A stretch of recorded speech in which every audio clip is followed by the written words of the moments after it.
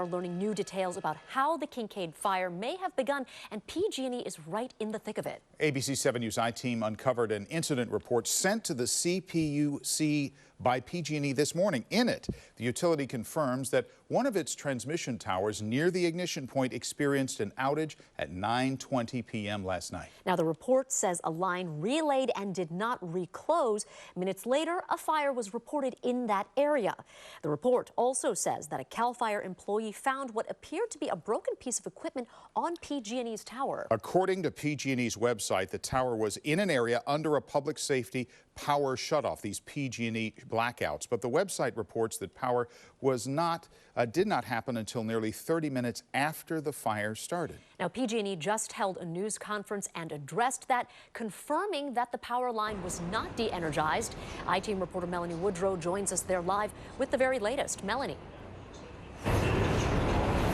Dion and Dan, let's talk a little bit more about this broken piece of equipment, a broken jumper. If you're wondering what that is, so were we. And just now, CEO and President Bill Johnson explained what that is. He says that the jumper is a piece of wire that basically jumps the conductor over the insulator. We know that it was broken. We also know, according to Johnson, that this is a 43-year-old tower that had been inspected 4 times. Now, as you said, this transmission line was not de-energized, and Johnson explained why not.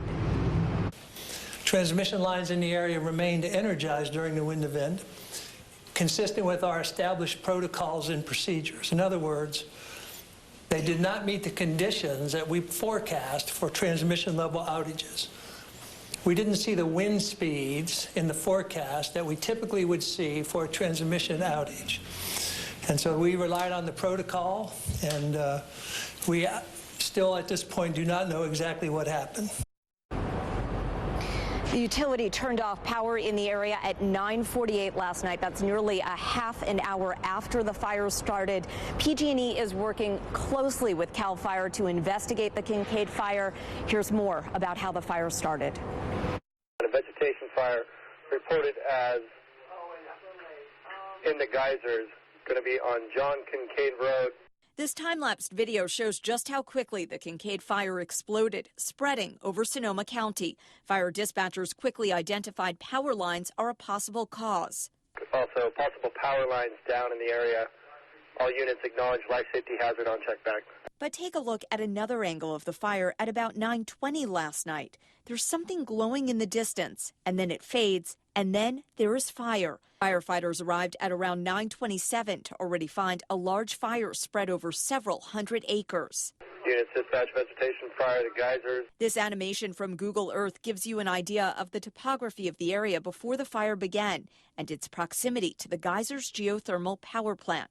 From Sky 7 today, you can see the network of buildings, power lines, and geothermal pipelines that run across the area. CAL FIRE investigators are now on the scene, looking for evidence in an area identified as Kincade Road and the now aptly named Burned Mountain Road. Close attention is being paid to those power lines. Calpine, who owns the geysers power plant, provided the I-Team with a statement saying in part, quote, consistent with our fire prevention protocols, due to the wind conditions, we had de-energized our local power line system before the fire started. We do not believe our facilities caused the fire. There are power lines operated by third parties across the geysers. And this media briefing continues right now. Bill Johnson saying that 125,000 customers have had their power restored. He is also emphasizing that PG&E workers are getting threats, and he encourages people, if they are mad, to be mad at PG&E, but to leave those employees alone and allow them to do their job to get the power turned back on.